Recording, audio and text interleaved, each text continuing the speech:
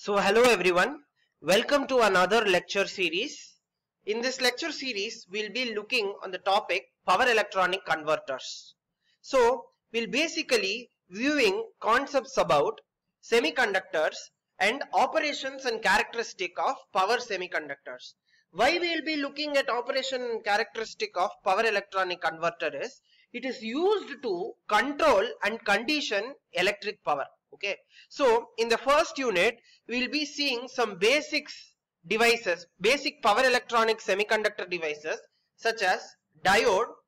We'll see different forms of diode, and also we'll see what is a thyristor. We'll see this thyristor topic in detail actually, because this thyristor is actually a very important power electronic converters and is used for many applications. Okay, so we'll see operations of thyristors, characteristics, that is VI characteristics and switching characteristics of thyristors. We'll see ratings and specification, how to turn on and turn off a thyristor, that is different methods to turn on and turn off a thyristor. We'll see protection systems. We'll see heating and cooling of thyristors and mounting of thyristors. We'll be also seeing firing and gate triggering circuits. We'll be seeing operation of thyristor in series and parallel combinations. This is the first half of the first unit. In the second unit, we will be seeing some more power semiconductor devices such as IGBT, MOSFET, power transistor, triac and GTO. We will be seeing the steady state and switching characteristics of these power semiconductor devices. So these are the textbooks which you can use to for reference for this topic. I would recommend you to use this book, Bimbra by Power Electronic Khanna Publishers, New Delhi, 4th edition, 2010. So let us start with the definition of power electronics. The power electronics is actually used to convert or control the flow of electric power by supplying voltages or currents in the form that is optimally suited for user loads. So this is the basic block diagram of a power electronics. So the building blocks actually consist of a input power, that is source, output power, that is load. Okay, so the input power supplies the reference voltages or reference current. The power processor, this power processor is actually a power electronic.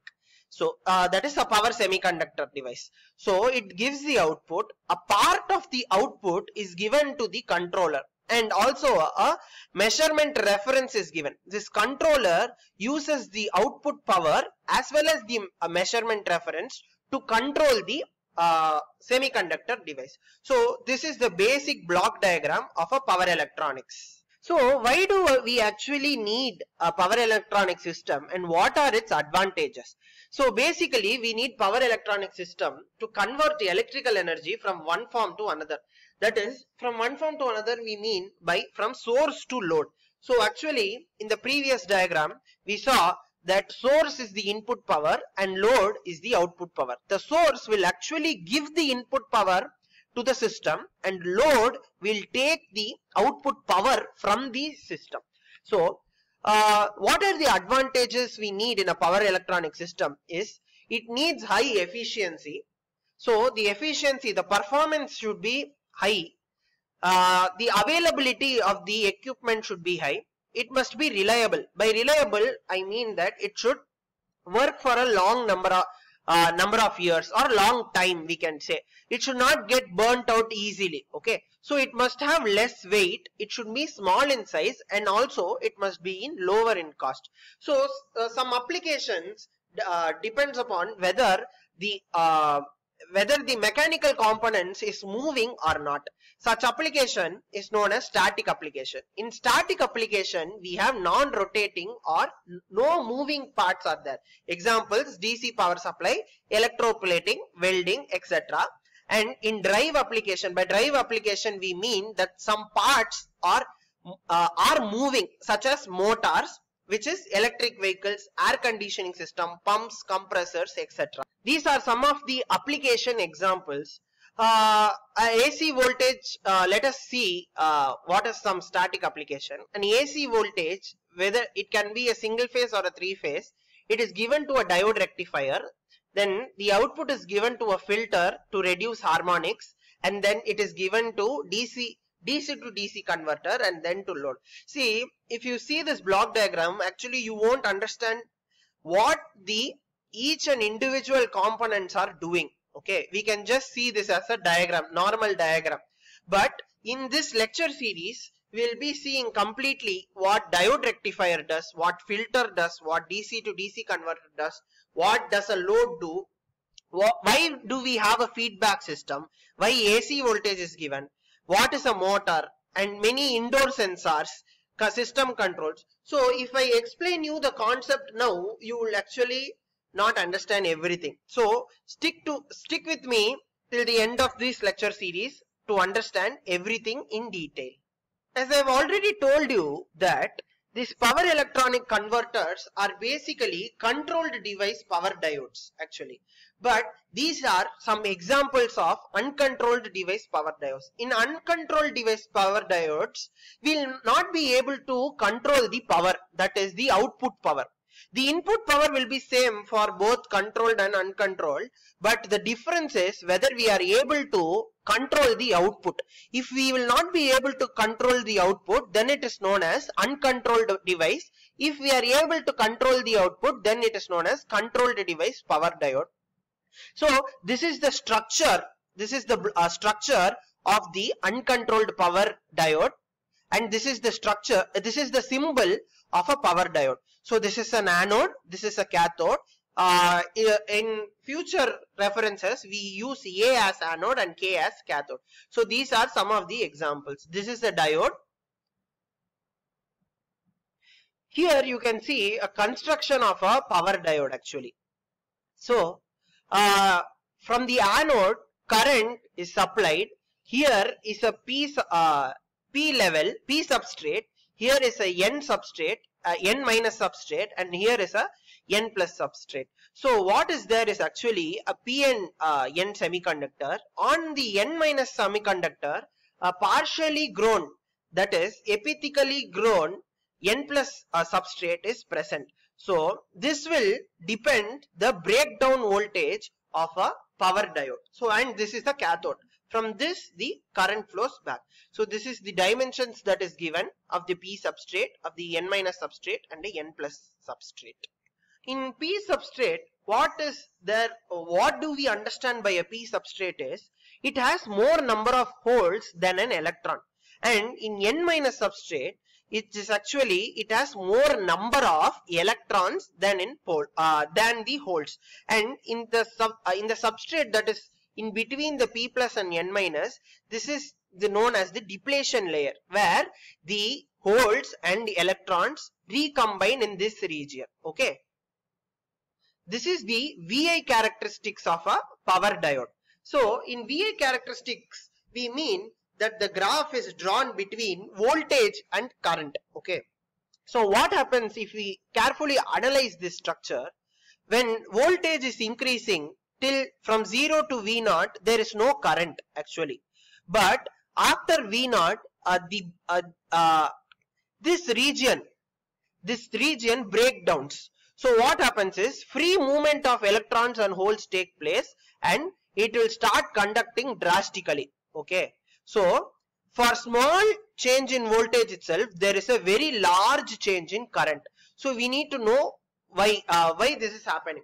Why this is happening is, since after this region breaks down, the electrons and holes flood from each other, from one substrate to another. That is, the electron starts to flood from N minus substrate to P substrate, and the holes starts to flood from P substrate to N minus substrate, and they recombine in this region. Okay. This is the forward biased condition. What I mean by forward bias is, that is, anode is positive and cathode is negative. Okay, so you need to understand what is forward biased and what is reverse biased condition. In forward biased condition, anode is always positive, cathode is always negative. But by what I mean positive and negative is, anode is at a higher voltage than cathode. Then you can guess what is a reverse bias condition. In a reverse bias condition, the cathode will be positive and anode will be negative. By this I mean the cathode will be in a higher voltage than the anode. In the reverse condition, you can see even if voltage is increased, the reverse current is actually constant till one point. Okay, this point is known as the reverse braking voltage point. So after this, even for a small increase in voltage, the current becomes infinity. So this is known as avalanche breakdown. Okay, so you need to understand what is avalanche breakdown, and this avalanche breakdown occurs in reverse bias condition for power diodes. Okay, next is switching characteristics of power diodes. So in switching characteristics, the x coordinate will be with respect to time. So the switching characteristic is also known as transient characteristics, and the y-axis can be either current or voltage. So in this diagram we can see only current, but in the future we will see, in future upcoming slides we will see why I am saying current as well as voltage. Okay, so this is the transient characteristics of power diode. So there are mainly three types of power diode, and this is based on their recovery time. So what is recovery time? I'll explain you. So what is recovery time is, once the current is switched off, that is when the voltage becomes zero or negative, the current once it becomes zero, it will not stay at zero. You can see carefully, it comes down to a negative value. Okay, why it happens, why it comes to negative value is, there is some stored charges in the layer. See, once the voltage is negative, there will be some stored charges in the depletion layer. So this stored charges needs to be removed via the cathode. That is why this negative current can be seen. So this negative current goes to a peak value known as IRR, then it reduces back to zero. So this time is known as the reverse recovery rate. So based on the time taken for reverse recovery, we have three types of diodes. One is the general purpose diode, the next is the fast recovery diode, and third is the Schottky diode. In general purpose diode, the recovery time is 25 microseconds. So this is the symbol of micro. Micro is 10 power minus 6. Okay. In fast recovery diode, the reverse recovery time will be 5 microseconds or less than that. So now you know that why this is known as fast recovery diode. Okay, and in the Schottky diode there is no recovery time. When the voltage becomes negative or zero, the current will immediately become zero. There is no recovery time itself. So when it comes to here, it will immediately come back to zero. Okay.